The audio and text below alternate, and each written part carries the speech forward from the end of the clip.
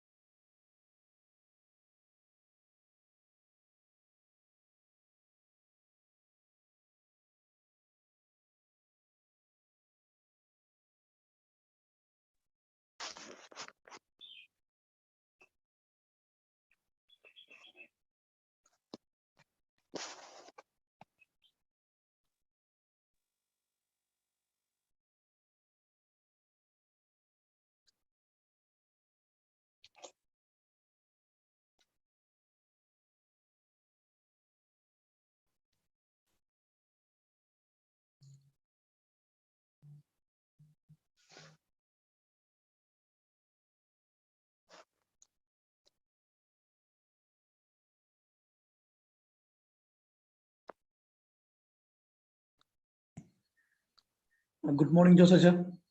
Good morning. Are you ready? Yes, we are ready. I think Dr. Ellis is already there. Yeah.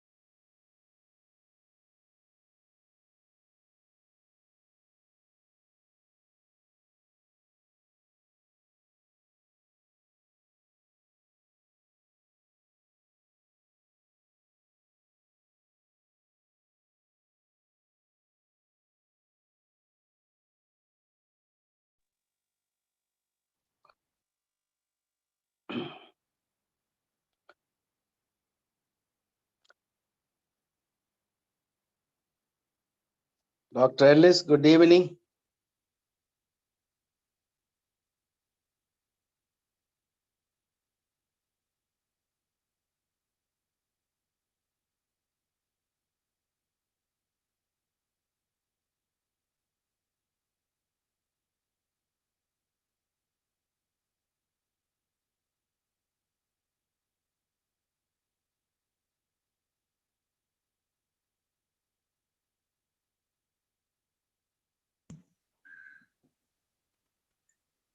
Father, doctor reported that she's just disconnected. She's trying to log in again. Okay.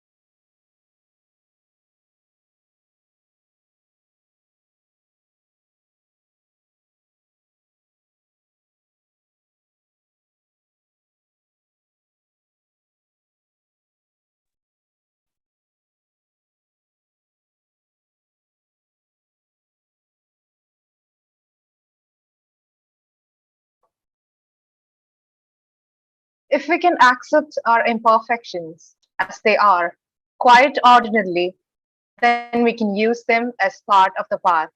A very warm good morning to everyone present here. I'm Alina, second year psychology student of LISSAH College. On behalf of the entire psychology department, I welcome you all to day 5 of webinar series held in connection with World Mental Health Day. Before getting into the program, let me give you some general instructions for the participants. For keeping the quality of sound functional during the presentation, please mute yourself. If you have any questions during the presentation, type them in the chat box and we will bring them up at the end of the presentation. This session will be streaming live on our YouTube channel. The link for the same will be provided in the chat box. We are looking forward to your cooperation and support in making this event successful. On this wonderful day, I feel privileged to extend my warm welcome to everyone present here. First, I would like to welcome the Management Committee of LISSAH and the guest of honor, Dr. Joffe Ellis, to this webinar. I would also like to welcome all the participants to this webinar. Once again, let me welcome each and every one of you to this session. Today's topic is effectiveness of rational emotive behavior therapy, or REBT, for new normal life.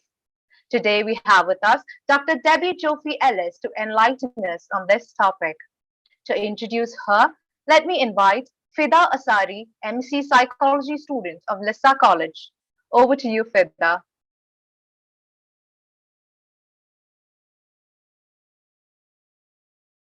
Hi, good morning. Our guest is not yet in the Zoom room. We'll wait for a few minutes. Sorry for the inconvenience.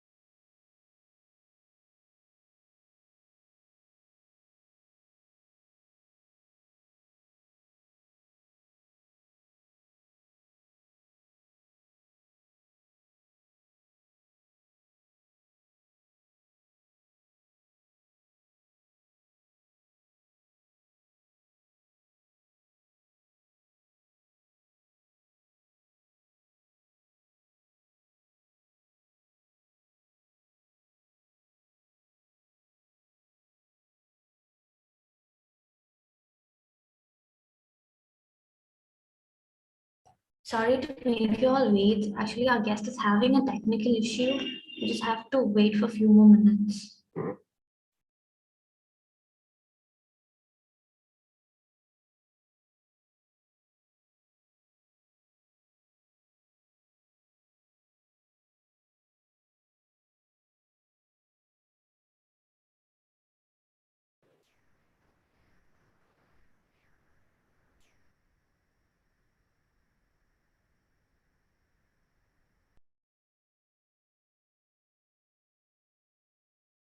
Okay, she's here. Let's start.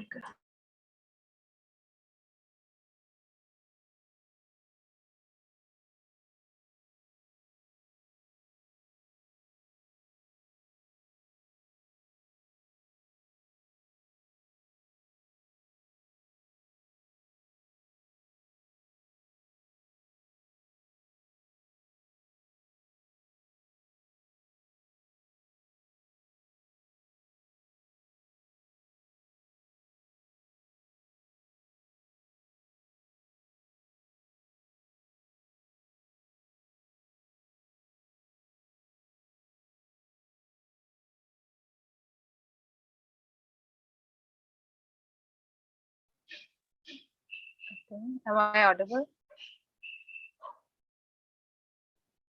Yes. Thank you.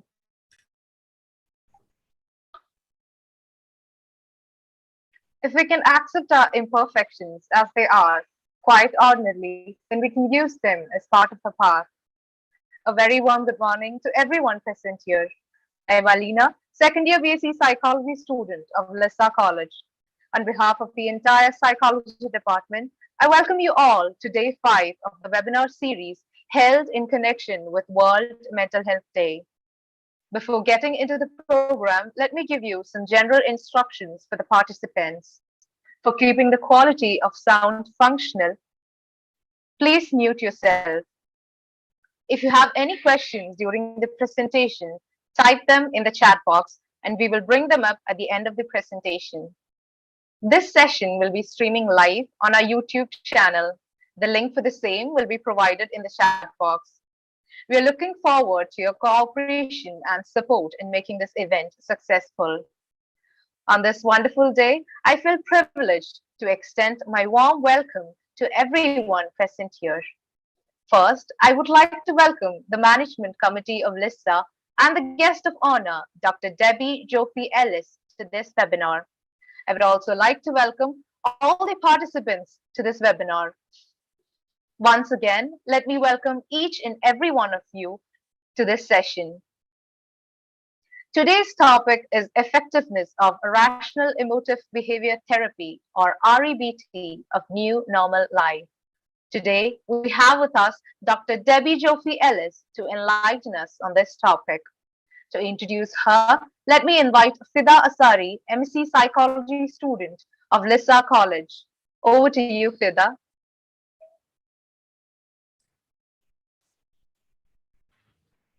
Thank you, Alina. Am I audible?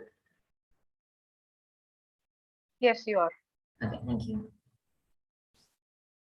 Good morning, everyone. I'm so privileged and honored to welcome our guest of honor for today's webinar, Dr. Debbie Joffee Ellis.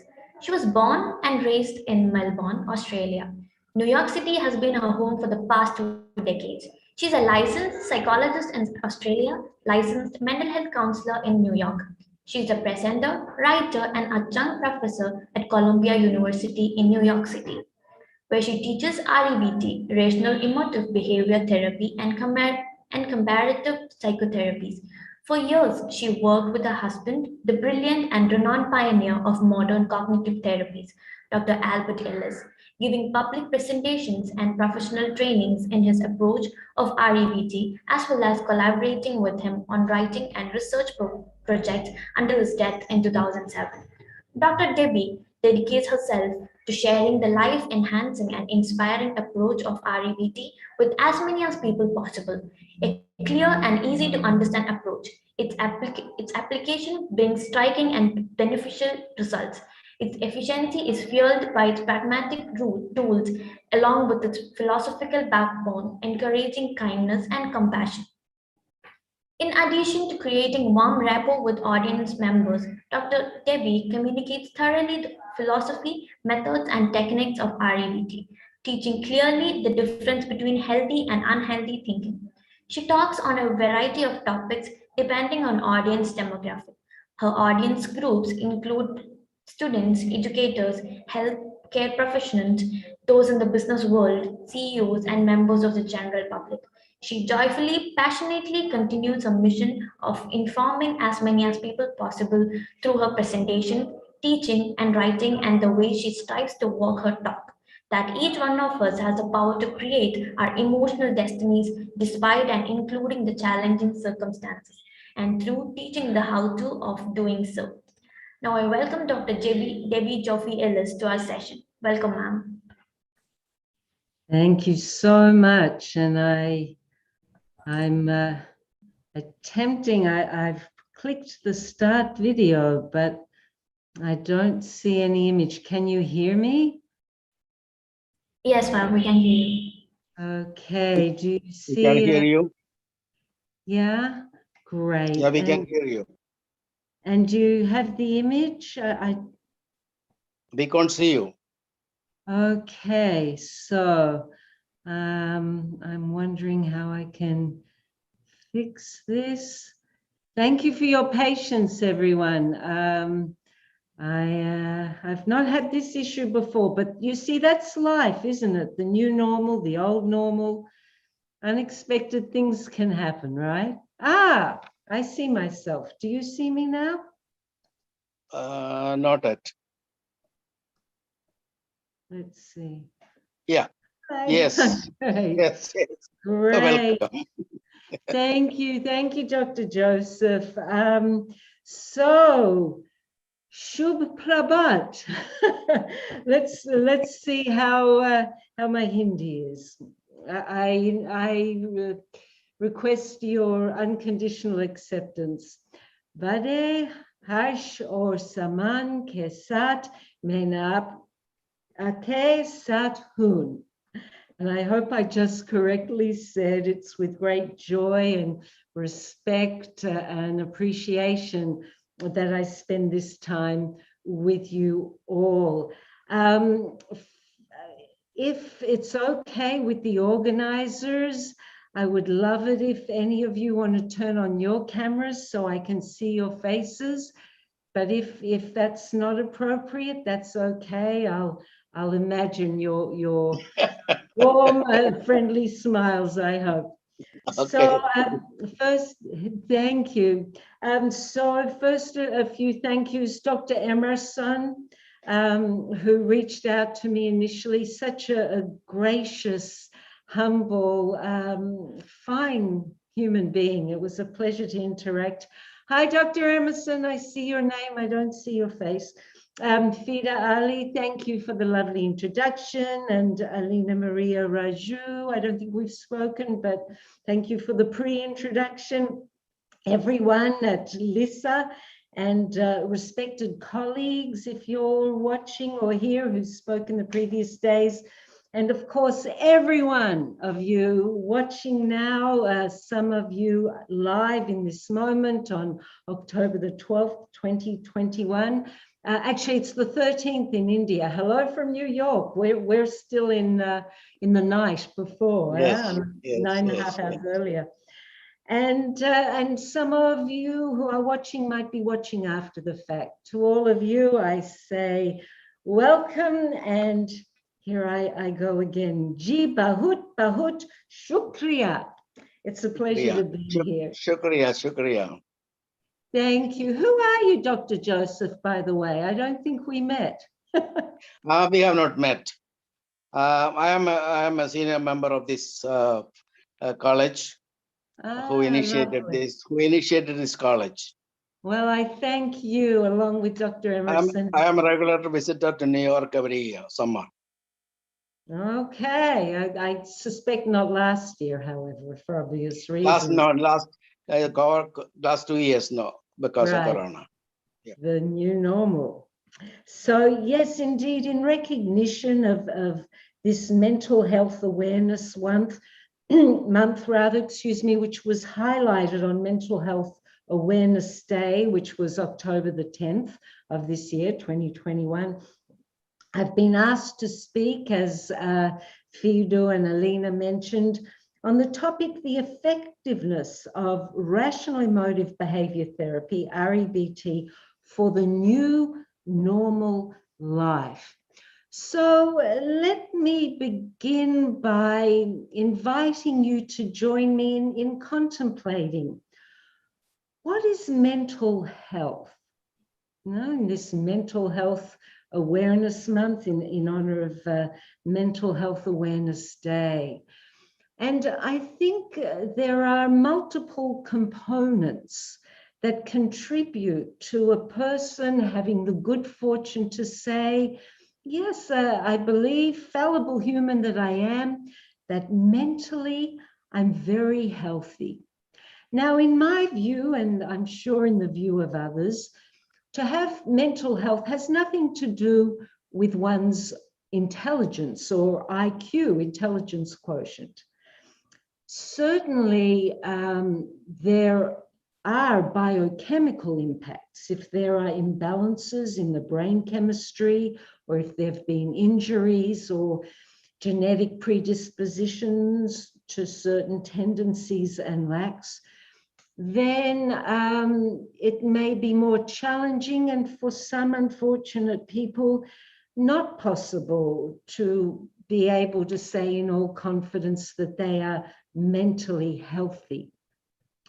But my hunch is all of us who are present are mentally healthy enough to cope well in this life that we lead, this very finite life, with its probabilities and uncertainties and unexpected events. I believe that some of the components that contribute to a person without any biochemical, biological dysfunctions, without any severe cognitive impairment, some of the contributions are the person, each one of us, an individual, choosing to make an effort to adopt a healthy perspective in life, particularly and including when challenging, difficult, and brutal things happen.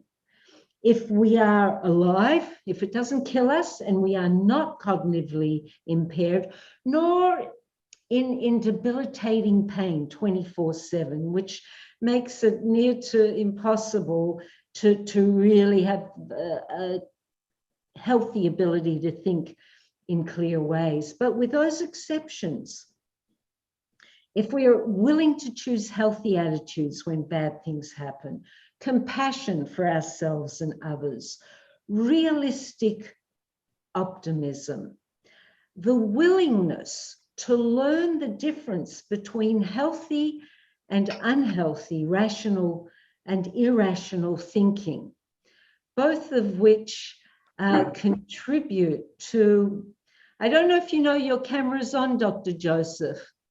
Yes, my camera is on. Okay, so I just wanted to, we're following your movements, just letting you know. Yes.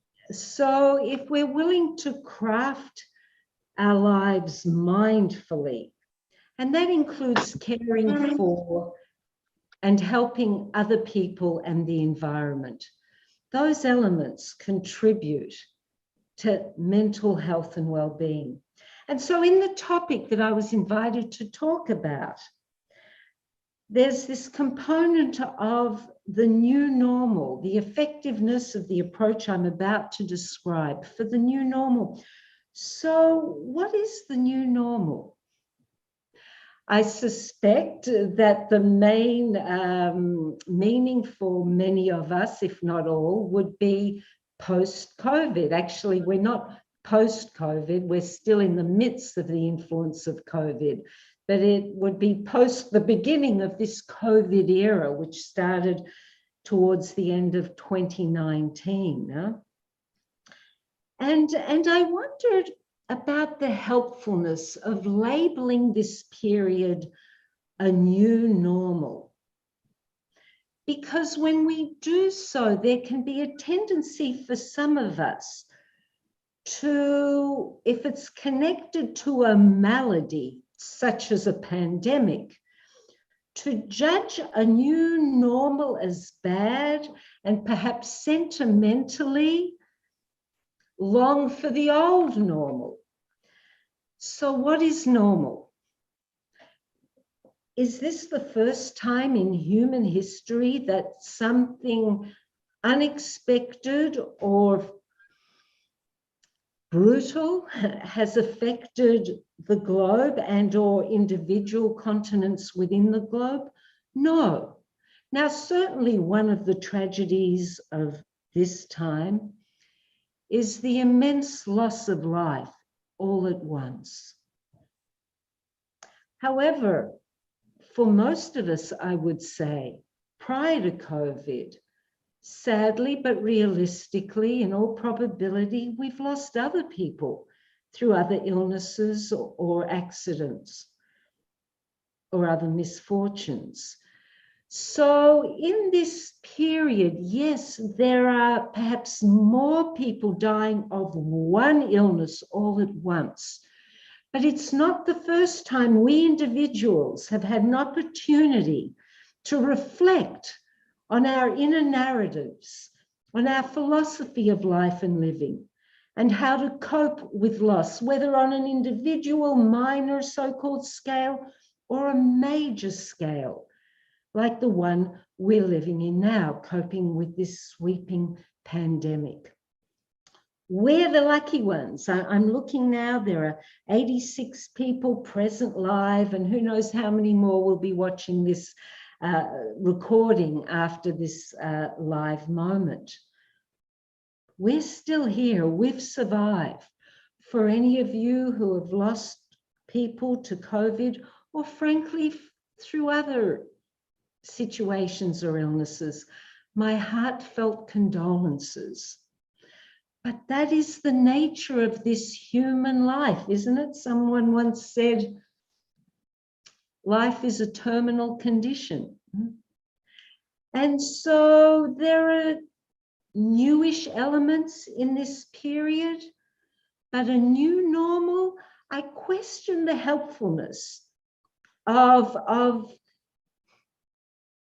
adopting such an attitude, and rather let us hone in on the ability each one has, if we so choose, to consciously, vigorously, and forcefully think with healthy, realistically optimistic attitudes, accept the tragic events that cannot be changed, do what we can to change them, experience daily gratitude, compassion, and cherish each moment, focusing more on enriching our lives in the here and now moment than too much nostalgia about the past normal, the old normal, whatever that was. Wasn't it different for each one of us? Huh?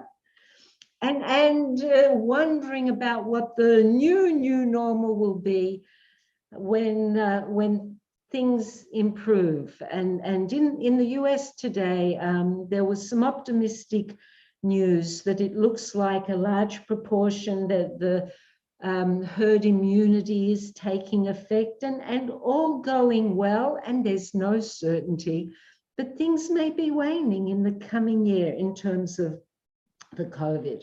Where there's life, there's hope. We are the lucky ones. We are still here. And so I adore the approach of rational emotive behavior therapy, which was, for those of you who don't know, the pioneering cognitive approach that heralded in the cognitive revolution in psychotherapy. My late husband, you want to see a picture? This is his autobiography. I forgot to bring a photo close to this computer. So handsome man, right? So Albert Ellis, my late husband, was the first one to vocally challenge Freud and say, you don't need to spend too much time going over your past in order to be mentally healthy now, cognitively and emotionally and behaviorally. And even though there were others who broke away from Freud's influence, such as Jung and the wonderful Dr. Alfred Adler, who influenced my husband in his development of REBT. There are components of Adler's wisdom in the work of Albert Ellis. But Albert Ellis brought this forceful new cognitive approach, no nonsense, evidence-based, scientific, and imbued with compassion. Why? Because he saw the tragedy of the fact that humans who are not cognitively or biochemically impaired, that humans born with the capacity to think rationally or irrationally were not being taught that we had a choice. We're not being taught the difference. And therefore, multitudes were succumbing to the false belief that it's circumstances that cause my misery, not what I'm telling myself about the circumstances. So I love REBT because during this, what some people call new normal, COVID pandemic era, if you want to call it that. And throughout, I would say, any period in human history up until now, and in all probability going forward, REBT offers pragmatic theory, philosophy, framework, techniques to help us cope with the challenges that life can bring in order to maximize joy, stimulate our power to be resilient, and minimize emotional and mental suffering. So what I'm going to do now is quickly go over the basics of rational emotive behavior therapy. This is simply, as you know, a lecture, though there will be time at the end for some questions and answers, but it's not a workshop, so I really won't have time to go into specific techniques. But let me give you the basics and then apply them to what's going on now, and then conclude and hear what questions we have in the time left. REBT reminds us that it's not an event. It is not COVID. It's not this new normal of restriction and more people dying and having to wear masks. And do I vaccinate? Can I get a vaccination? Don't I vaccinate? It's not what's going on that's creating our mental well-being or lack of, and our emotional health or lack of. No, it's our perception of what's going on. It's what we tell ourselves about it that creates our mental and emotional suffering. The next main element of REBT is that when we think in healthy, rational ways in response to adversity, to difficulties, challenges, COVID, and other unwanted things happening, when we think in healthy, rational ways, then we create what's called healthy negative emotions. Negative here doesn't mean bad. It means they're not too pleasant, but they're healthy. And when we think in irrational ways to those same brutal, challenging, difficult events, then we create what REBT calls unhealthy and debilitating negative emotions. So what are the unhealthy versus healthy negative emotions? First of all, the unhealthy ones. And I invite you to think about whether you've been experiencing any of these emotions during this new normal. And if so, would you be willing to contemplate? I invite you to, I encourage you to contemplate that it's not what's going on that's creating them, but it's your attitude and what you're telling yourself about them. So the unhealthy negative emotions include hopelessness, depression, despair, despondency, anxiety, extreme fear, panic, rage, guilt, and shame. Have any of you experienced them? Then when we think in healthy, rational ways about the same circumstances, we experience healthy concern instead of anxiety and panic. Concern is motivating. It gives us that adrenaline, that motivation to contemplate, what can I do about this? You know, is there anything I can do? If the answer is yes, go ahead, do it. If the answer is no, this is a circumstance really I'm not able to change. In that instance, then what we can do is graciously accept. And rather than upset ourselves, remind ourselves of the fact that this too shall pass one way or another. And if we're alive, clearly, we can stand it, even though we don't like it. So concern is healthy, it's motivating.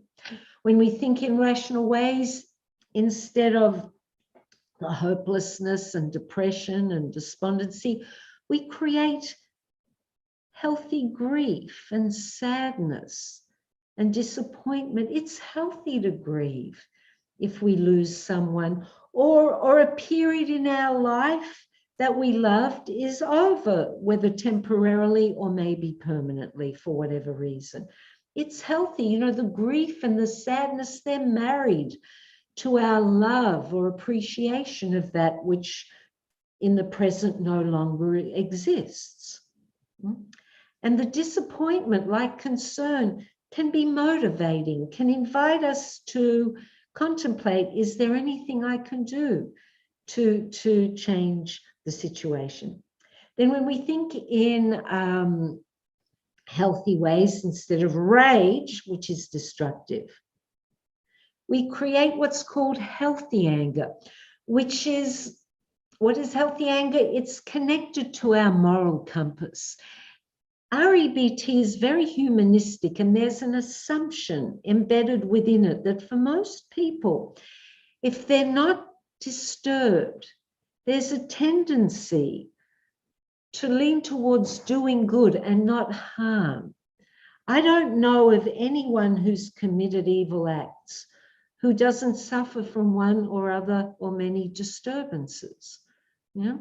And so a healthy anger comes from a place of witnessing or experiencing some brutality, some cruel situation, but we're still in charge of our behavior.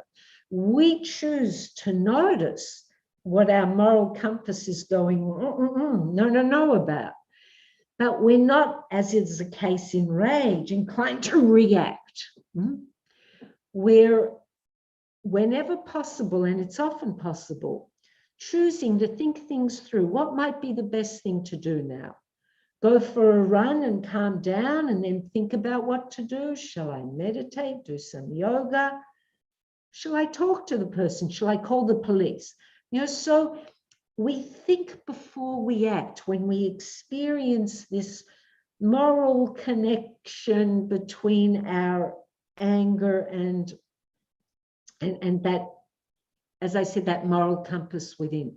And finally, when we think in healthy, rational ways, instead of guilt and shame, which strangle us, which can paralyze us, which can squeeze any joy out of us. And often people who attempt suicide are suffering from guilt, shame, and often hopelessness, depression as well. So instead of the guilt and shame, one experiences regret when one thinks in rational ways, because we're willing to accept that we're fallible humans, capable of making mistakes and failing at things. It doesn't mean we're failures or that we're a mistake. It means this time we didn't do too good. But if we're alive and willing, we can think about it in order to prevent ourselves from doing it again. So I hope that's clear, the difference between the healthy and unhealthy negative emotions. And now the all-important difference between irrational thinking that creates the debilitating emotions and rational thinking that creates the healthy ones. And of course, in relation to the topic I'm speaking to, you know, effectiveness of REBT for the new normal life, or what we might call this COVID influencing period that we're living through.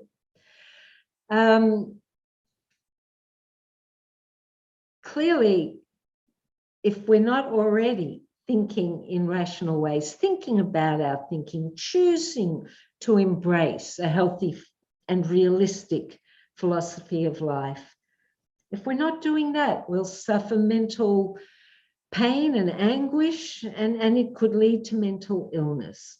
If we're thinking in rational ways, then we will cope very well and still have a meaningful and enriching life. So, the elements of irrational thinking.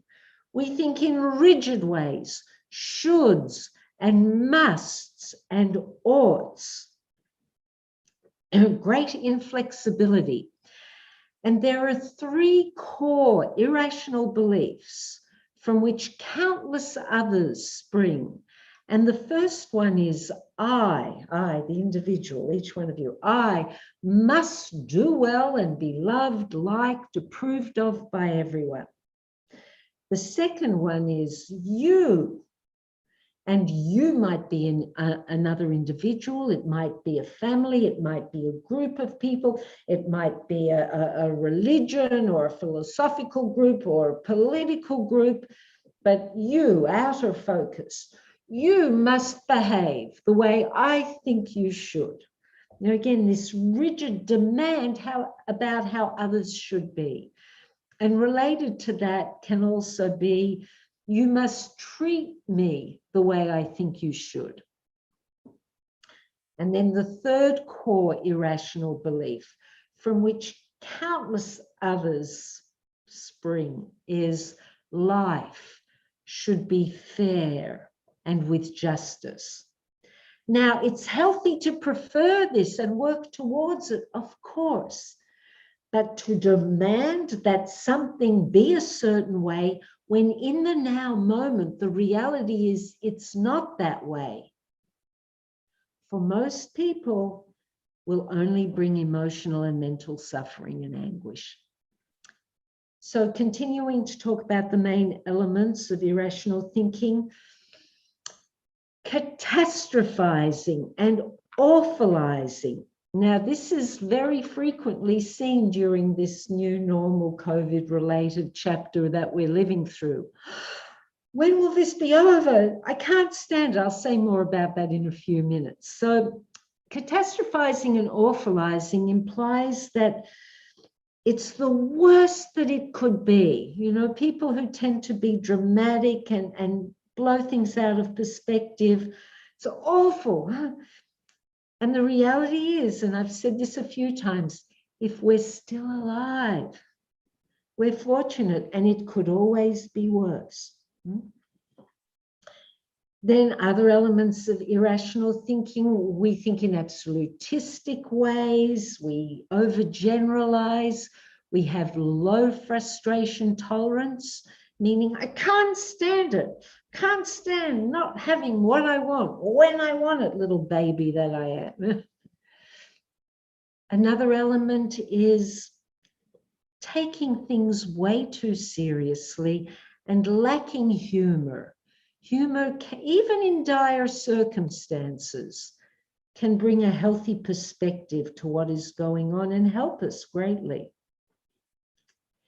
And the final main element of irrational thinking is the tendency to damn ourselves, put ourselves down, and damn other people if they don't do what we think they should or believe what we think they should, and to damn life or the world as it's awful, it's terrible, when things aren't going the way we think they should. Do you hear the shoulds and the musts, the demands?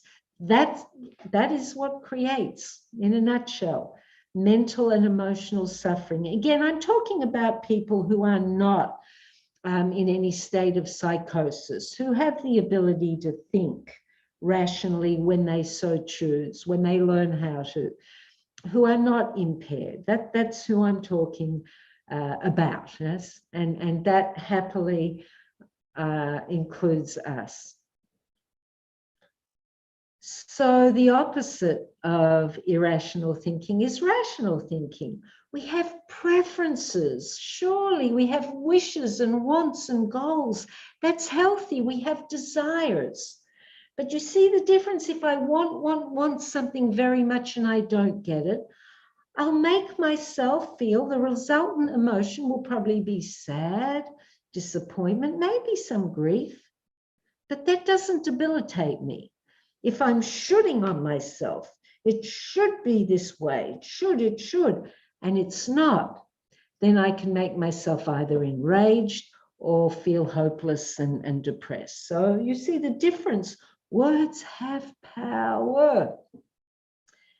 When we think in rational ways, we keep things in perspective. We have a sense of humor.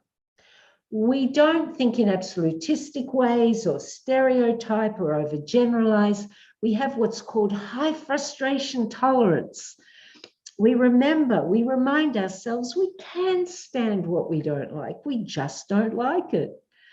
We are willing to help us keep things in healthy perspective, to practice daily gratitude yeah, this might be bad, this might be tragic, but I can still be grateful for this, this, and this. You know, remembering daily what we're grateful for is strongly emphasized in REBT. And three of the most, I think, important elements that are encouraged by REBT that contribute to us effectively coping in the new normal or in any situation that is difficult and challenging is the attitude of unconditional acceptance, is the willingness each one of us has to make the effort to develop greater unconditional self-acceptance, unconditional other acceptance. That doesn't mean you accept bad behavior. And it doesn't mean one doesn't make an effort to seek justice, not at all. But one comes from a place of stability because one remembers the human being who acted in an evil way was once a baby too. And if there was not, for whatever reason, some disturbance in the mind, this person would not have acted the way they did. That doesn't excuse the behavior. It prevents us from holding on to hatred and bitterness, because it's likely if any one of us had their brain chemistry and their attitude to life and their disturbance, we might have done the same thing. So it, at best, allows a person to experience forgiveness and compassion. But at the very least, not to harbor hatred, because we accept that in life it's likely that some people may act in bad ways. And if it doesn't kill us, we can do our best to prevent it and seek justice. But to hang on to hatred, my husband used to say, is like eating poison and waiting for the other person to die. They won't die from what's eating us on the inside. And finally, REBT encourages us to have unconditional life acceptance, such as right now. There's a pandemic going on. Where does it get me to say it shouldn't be here, I can't stand it, when it is here? And clearly, since thankfully I'm still alive, I clearly can stand it, and will continue to be careful and monitor my behavior and wear masks, get vaccinated, whatever. You see, and not to damn all of life, because there is something seriously bad happening in our world right now. It's that unconditional acceptance. And if we're alive, it can always be worse. It can always be worse. So they're the main basic elements of rational emotive behavior therapy, which also reminds us that to create lasting change from unhealthy thinking to healthy thinking usually doesn't take just one shot. It takes ongoing effort, ongoing application. But in time, it's a biological reality. You know, neuroplasticity and epigenetics, their research prove the fact that if we continue to practice healthy thinking or healthy behavior for at least 30 days, and probably more for many of us, then new neural pathways in the brain are created, which replace old ones that contributed to dysfunctional thinking, feeling, and behaving. So ongoing effort is required. One of the techniques I said, because this isn't a workshop, I can't go over the whole list of REBT techniques, but I will mention one. And for those of you who are interested, I have a website, www.debbiejoffeellis, like one word, .com. And on there, there's a link, the self-care sheet. Of course, it's free of charge. And on it, it has steps, the ABCDE of REBT, that people can apply, any one of us, and for those of you who are therapists, to share with your clients. For anyone who recognizes that they are allowing themselves to think in ways that create the disturbing emotions, and yet we have a desire to change that tendency. So I'll go through the steps, but very quickly, and you can see it and share it with others if you look at my website. The framework is, we recognize that we have an unhealthy emotion that we don't want. So first we identify the A, the activating event. What is it that seemed to create the unhealthy emotion? Seemed, it didn't really, remember, it's our thinking that creates the emotion, not what happened. But what appears? So it could be the new normal. It could be someone being forced to wear a mask at work and it's very uncomfortable for them. Something like that. So what happened? That seemed to have caused the C. C stands for consequence.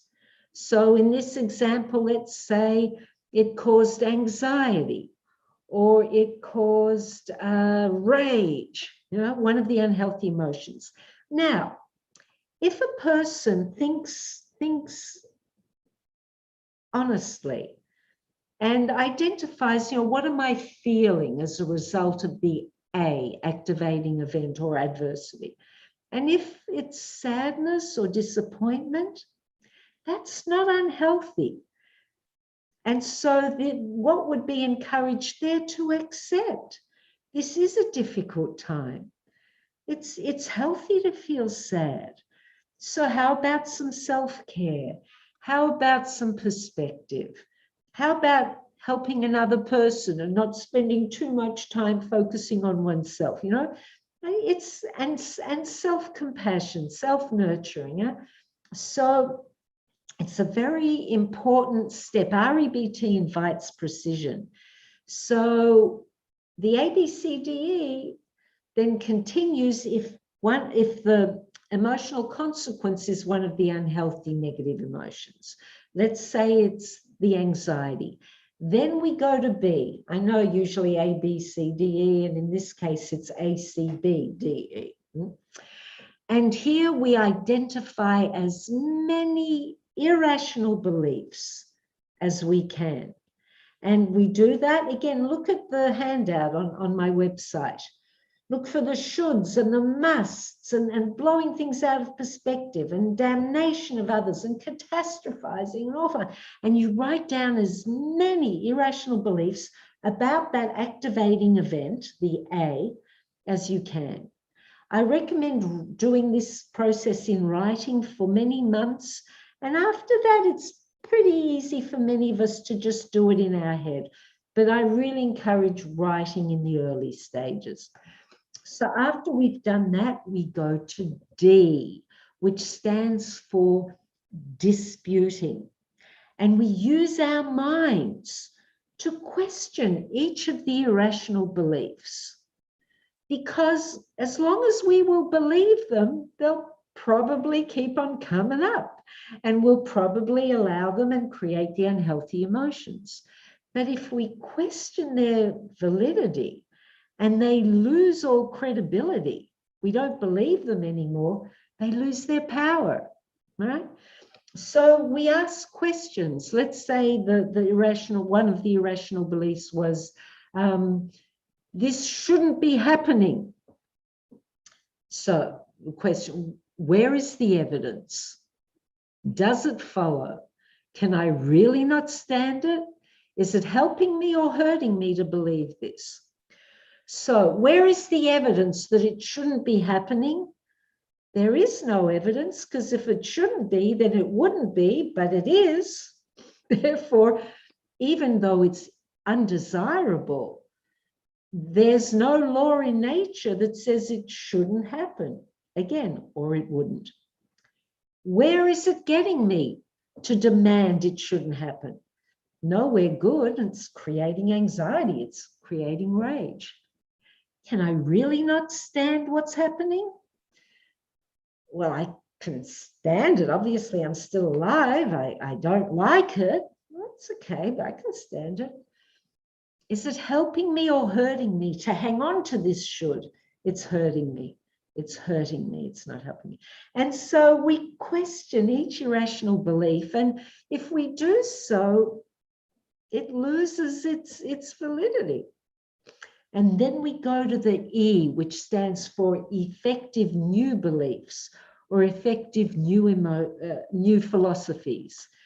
And we come up there like affirmations or self-help statements, such as, I can stand what I don't like, I just don't like it. I can choose to be resilient and focus every day on what I'm grateful for, despite and including what is undesirable right now in our world. You know, and so we write down these realistic, okay, not pie in the sky, it's all for the best. You know, if your loved one dies from COVID, it may not be convincing to say this was for the best, okay? So we're not going to get anywhere if we lie to ourselves. But something like part of life includes loss and suffering, but I'm still here. And I can be grateful every day for that and some of the good things in my life, despite and including what is challenging. It's not about repression. It's about both and accepting what's not good, doing what one can to change it if one can, accepting with grace if one can't at that time change it, and focusing every day on what still is good. So then it would be important to write those effective new beliefs down and read them many times every day for at least 30 days, for the reason I mentioned before, embedding them in our brain, helping us create healthy ways of thinking in this new normal. I use that expression because that's the topic I'm speaking on. So I hope that very quick, brief kind of introduction to REBT is helpful. And now let's focus on applying it to this period of COVID, this new normal of restriction and increased loss of life and loss of other things that we were enjoying before COVID, right? And so in addition to this COVID pandemic, have you not also witnessed a pandemic of catastrophizing, awfulizing, depression, rage, hopelessness, and a need for certainty? Some of the people I've been working with, you know, in addition to being a professor at Columbia University, and I do presentations around the world, as is my pleasure in this now moment with you, and I do writing, and I'm in part-time private practice. And one of the elements that I've seen in many of the people I've worked with who are suffering during this new normal is a need for certainty without thinking things through. What in life is certain? Probably the closest thing is death. That one day, you know, unless medical technology, and by the way, it's not impossible that one day, you know, there'll be a way for people to live scores or more years than we currently are. But anyway, right now, it's not quite happening as far as we know, as far as I know. So apart from death, I can't think of anything else that is certain. Can you? I can think of plenty of things that have very high probability, but certainty, no. And so a lot of the suffering, the mental anguish and emotional anguish that the people who are going through suffering during this new normal era comes from needing, not wanting. It would be lovely to know with certainty, when will this end? When will it? How will it end? How will it never happen again? But if any of you can offer us information about how to be certain about that or anything in life, I think we will welcome hearing that. Some of the irrational beliefs, very, very common right now that I've heard. And again, I invite you to contemplate.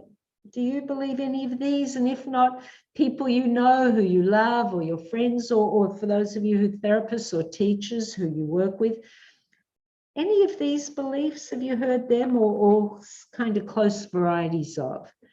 I must always know the truth and true facts about COVID or anything, and it's terrible if I don't. I must know what to believe all the time. I must, hear the must, the should, the demand, I must have certainty and know when this pandemic will end and when there'll be a safe vaccine available to everyone. I must know when I can comfortably socialize again.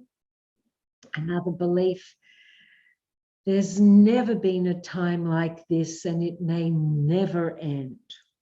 Or there's never been a time in my lifetime as terrible as this and it may never end. I don't know yet of any period in life that didn't change or end, move into another chapter. Many people have said, I don't know who I am anymore. Perhaps in the past, they had false identification with their role in life, with their health, with their freedom. So what an interesting opportunity to think about how we think about who we are, what makes us us, each one of us. Huh? And then another common irrational belief I've heard many people say, either like this or close to, what is happening is utterly terrifying and terrible for me. So to create sanity and remain sane during this time of, in fact, uncertainty and conflicting information is still being given about what to do, how to do, vaccines, this, that, or the other.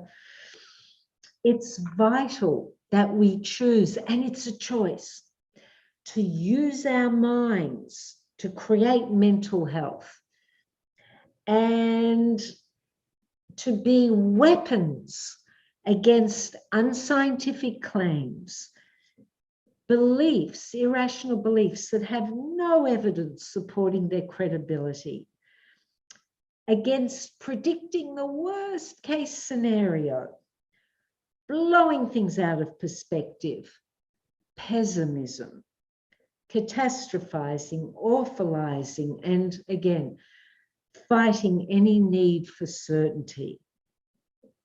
And for every human being that I can think of, and particularly those of us who are working to help other people, you know, in the caring professions, it's vital for us to think about ourselves and acknowledge if we're going through any of those unhealthy emotions of guilt, shame, depression, hopelessness, rage, anxiety, and make an effort to work on heal thyself.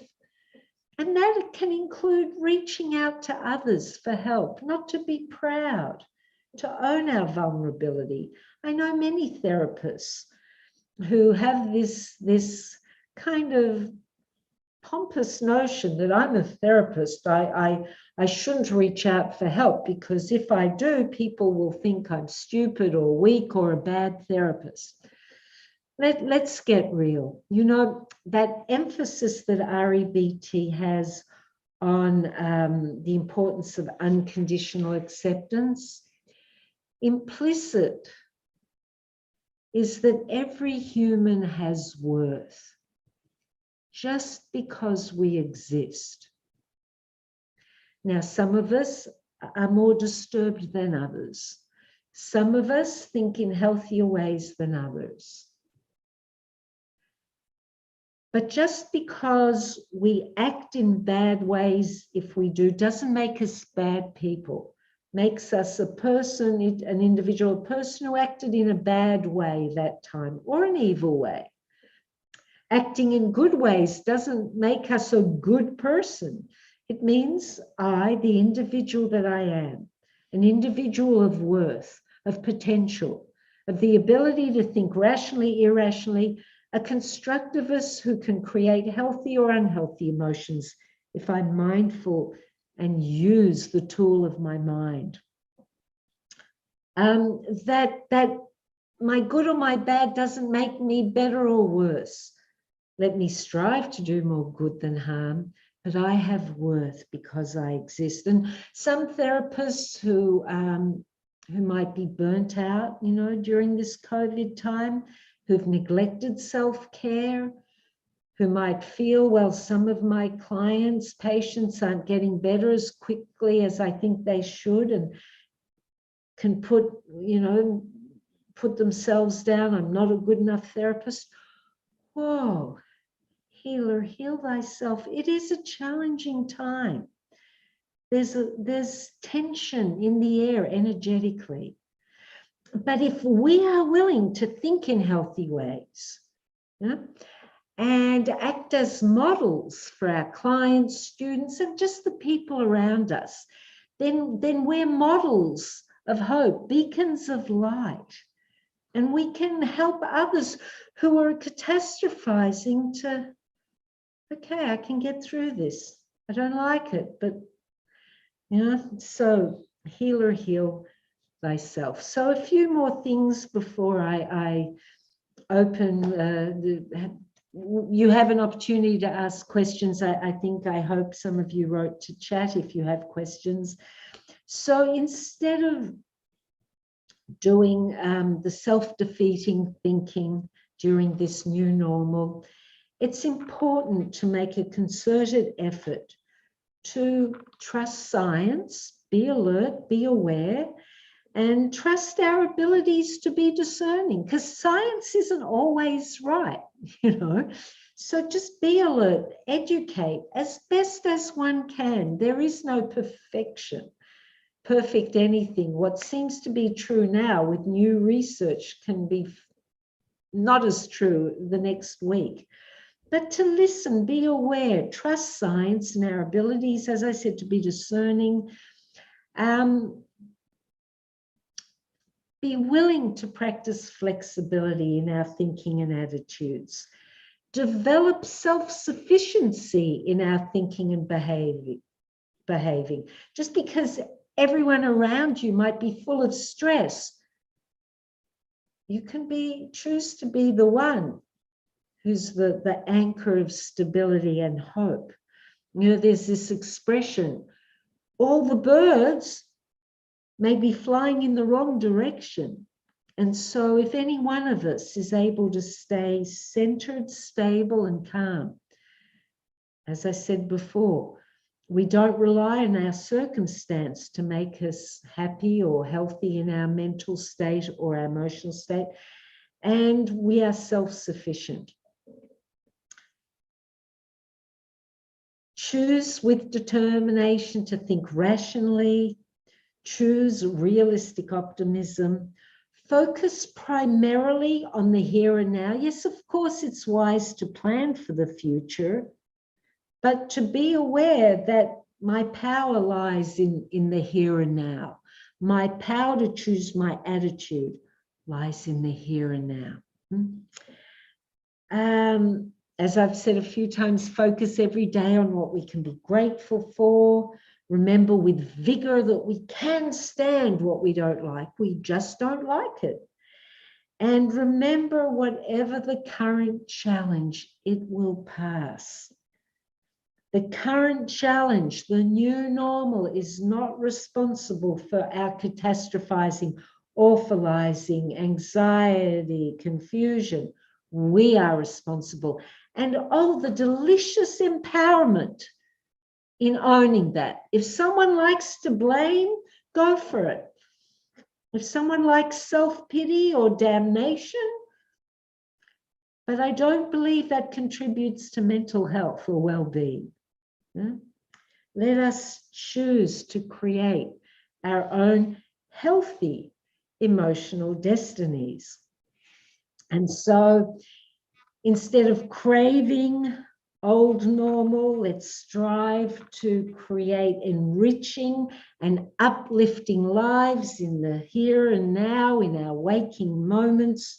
Let's steady ourselves and experience and radiate energies of tranquility and gracious acceptance. And as I mentioned earlier, when we do that, we can be models to other people of hope and resilience and positivity. And so with that, I'll ask Fida, are there any questions?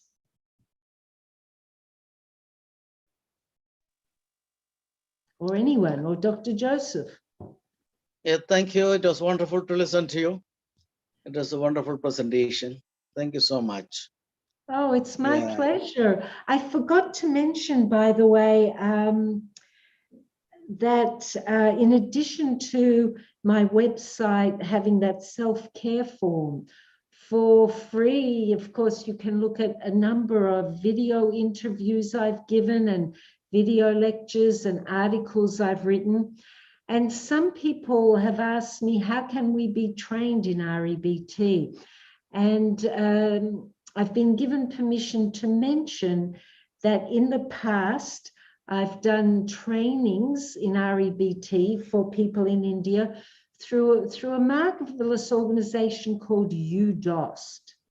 And it's likely, hopefully November, December, I don't have the exact dates, but I will be doing basic and advanced training that UDOST is organizing. So for anyone who wants to get further training or a revision, if you've already been trained, just check with UDOST, their website, or maybe people through LISSAH will know the information. I believe Dr. Ginny Gopinath is a colleague of people there, and he's a part of UDOST.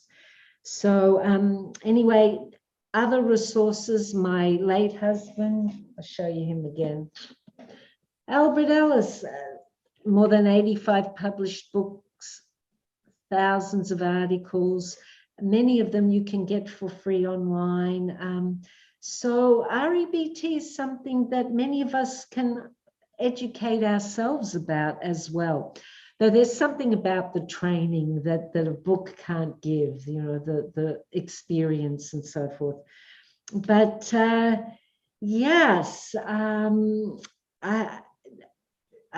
Dr. Emerson and Fida had told me that people might write in or send in questions for me.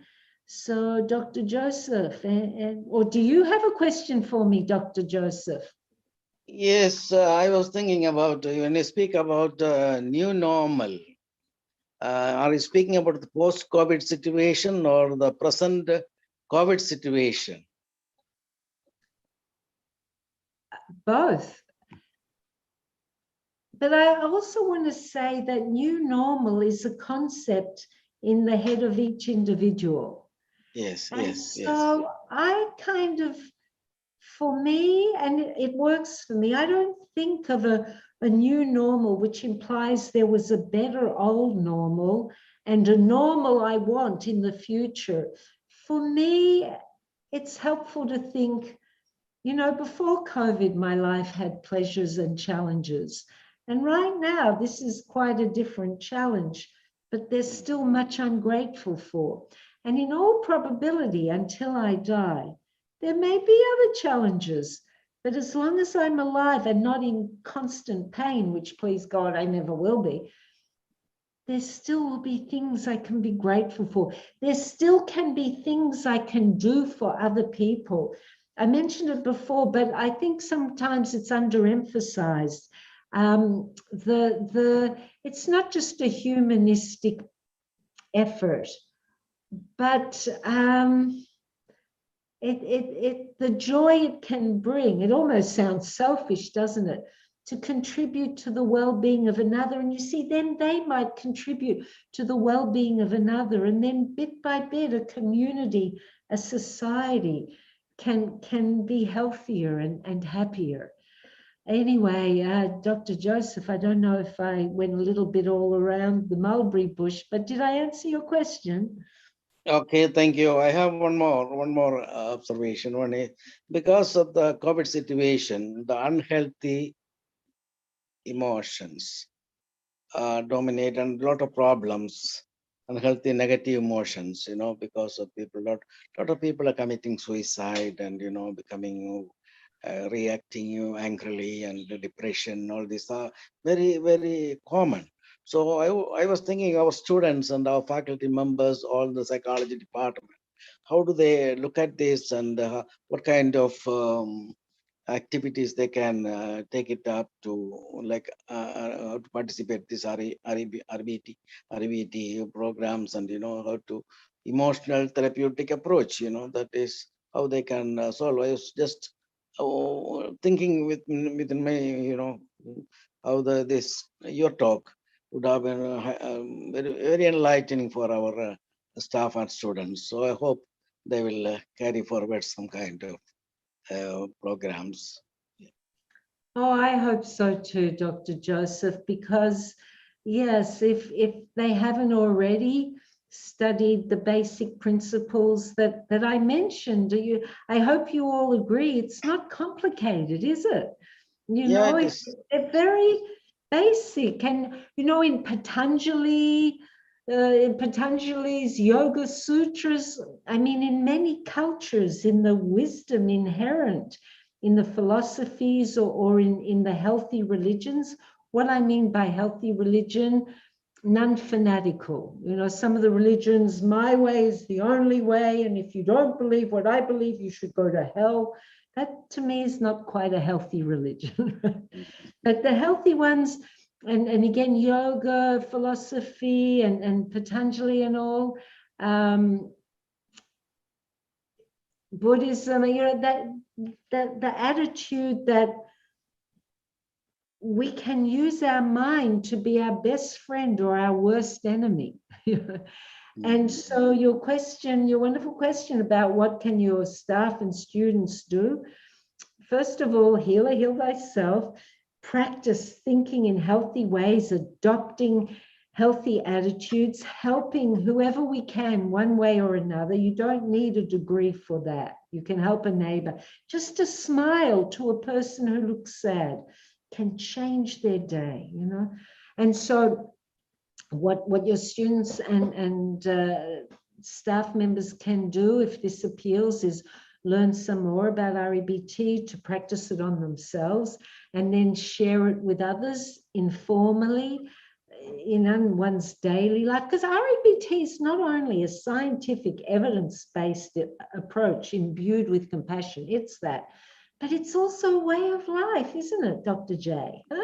For those of us who adopt it as such. So to do our best to practice what we preach, to share it with others, that's what I hope people can use from this talk in the new normal, whatever will be, whatever you want to call it, in life, in this gift of life, in this amazing opportunity to focus on the gifts and to grow from the pain. Thank you. Thank you. I hope our students will be coming up with the questions. Yeah, Fida, and are you there? When we spoke, you were going to share some questions with me. Yes, ma'am. We're just waiting for the questions. Okay. Maybe no one has any questions. No, 95 people were listening to you online on this system, and then YouTube, many more were listening to you in YouTube. So there will be questions. Yeah. Okay. Well, maybe, I don't know, do you think they fell asleep, Dr. Joseph? No. Maybe they're so relaxed they can't think of anything. I'll tell a story. Shall I tell a story while I'm waiting for the questions? I think we have another 12 minutes before. Yes, yes. Oh, you have a question, Frida? No, I don't. You can go ahead with the story. It's okay. Okay. People are listening for the story. Okay. Oh, Neera, thank you, Neera. Neera has attended, Neera Pant, I'm looking at the chat, has attended a few things, and Neera Pant is a compassionate, lovely person. Okay, here's my story. I first heard it. By the way, I adore India. It is, I've said to people who've invited me to present, and Dr. Ginny Gopinath, by the way, he organized, I actually visited Mangalore a few years ago to teach REBT, and I feel totally at home because after I finished my university studies, I actually went to India and studied yoga and meditation and philosophy, and oh, I feel so at home. I love it so much. And so anyway, during my time in India, I heard this story, and maybe some of you did as well. You've heard it before. So anyway, it's the story of the musk deer, M-U-S-K. You know, musk, it's like musk oil, that fragrance. So there's a species of deer, lovely animal, that's called the musk deer. So one beautiful day in the countryside of glorious India, there was a musk deer. And it became aware of an intoxicating fragrance. And it just had to find out, where is it coming from? Where is it coming from? It brought such bliss, such ananda, that the deer wanted to know the source of this fragrance so it could just stay around it all the time. So it starts looking at this flower and smelling this plant. No, it's not coming from there. Looking here, looking there. It's not coming. It's still, it vaguely is aware of the fragrance, but can't find the source where it's more concentrated. You know, and it's looking and looking, and it gets more desperate. You know, it's thinking irrationally, I must find where it's coming from. Wasn't a rational musk deer. Anyway, it's nighttime, and it's looking, it's running up a hill, and then it trips on a big stone, and it somersaults down the hill. Now, don't worry, no animal, it didn't get hurt. I wouldn't want it to get hurt. But as it's somersaulting down the hill, its nose hits its navel, you know, its belly button. And in the musk deer, there is a gland where this musk oil, the fragrance of musk, emanates. And the deer got up and shook itself down, and it was all right. And it said, as in deer language, wow, all the time, that beautiful fragrance I was looking for outside, all the time it was within me. And I love that story so much because it relates to one of the core principles of REBT, which our pleasure isn't out there, nor our pain, really. I'm not talking about physical pain, but our mental and emotional pain, again, unless we're cognitively impaired or suffering psychosis, right? But for others, it's not the outer circumstance that remove the bliss, the ananda, the sweet fragrance of life. No, and within us is the key to experience the bliss of tranquility and healthy mental condition and healthy emotions within us. How? To think in healthy ways, to have compassion on ourselves and others, to take care of ourselves and to care about and care for and help other people and the planet and the environment too. You know, this globe with this one living thing, organism, isn't it, in a way? Yeah. Yes, Dr. Joseph. Yes, I think people are coming with questions. I am waiting for that. Okay. Come Dr. on, Mason? people. This is Dr. your Mason is there? opportunity.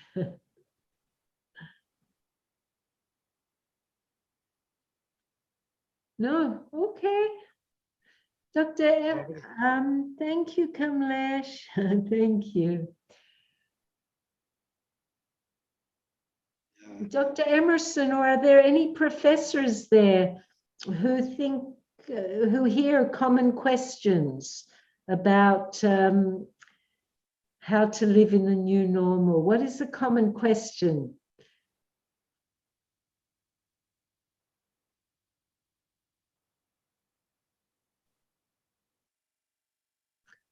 It looks like All are gone away. I don't know. I can see 95 people attending it. 91 now. yeah. Well, I guess that they don't have any questions. So I guess Fida, can you think of a question before we sign out? Thank you, Shifa. No, I have. If anybody else, I don't know. I have a just more remark or one kind of question. You see, we are dominated. We are living in a situation where irrational beliefs and irrational claims are dominating in the situation, and the media. You know, the media. Wherever we see media is also is. Making claims or kind of promoting unhealthy situations, and that also affects mental health condition situation. Yeah. Yes, indeed, you're so right. I'm sorry. That's my observation. You know, this. This is, Yeah, I think that that's happening here in the United States of America as well. And I'm originally from Australia. I speak to people there. It's happening there as well, I'm sure in other countries. The media and some journalists try to be scientific and accurate, and others just try to create sensation and drama. And that's why I mentioned during my talk to you all the importance of self-sufficiency, of listening with discernment, of trusting science, but be aware that science can change, or what science asserts, you know, as more research is done. But to think for ourselves and not be sheeps and creeps that follow consensus reality, you know. And again, by doing so, we can help others leave an unhealthy herd mentality and start thinking for themselves. Yeah. Oh, you're so welcome. Well, if there aren't any questions here, it's, here's a question. Yes, Peter, I see there's a question from Kamlesh. You spoke about seeking certainty. What should? Oh, no, let's not say should. I guess you meant to say, what would it be good for one to tell oneself when the mind seeks some degree of certainty? That's a wonderful question, Kamlesh. Thank you. What would be good to tell oneself is it's futile to seek something that doesn't exist. There is, as far as we know, no certainty about anything except maybe death, highly probable at this stage that we'll die at some point from some cause. But if the mind is seeking some degree of certainty, then it hasn't probably contemplated the fact that nothing is certain. And so a person could tell themselves Some things are highly probabilistic. Let me look to inform myself with what is highly probabilistic. But I better stop telling myself that there's the right answer, a perfect answer, and any certainty about anything. We are ever-changeable biological creatures on a globe that is also ever-changing and biological. So in conclusion, and thank you for, that's right, not should. I said that as a warm with humor. I hope you took it as such, and I see a smile. Kamlesha, great question. So, you know what it is? It's elective brainwashing, that we wash our brains of old thoughts that we never questioned before, that something is certain. And to not just get rid of it, but to replace it with the fact that some things are probable. So look, it's nearly midnight here, and we only really have an hour and a half, I believe, with this Zoom and so forth. And so I'm sorry these excellent questions didn't come a little bit earlier. One, post-traumatic COVID growth, how much affected teenagers?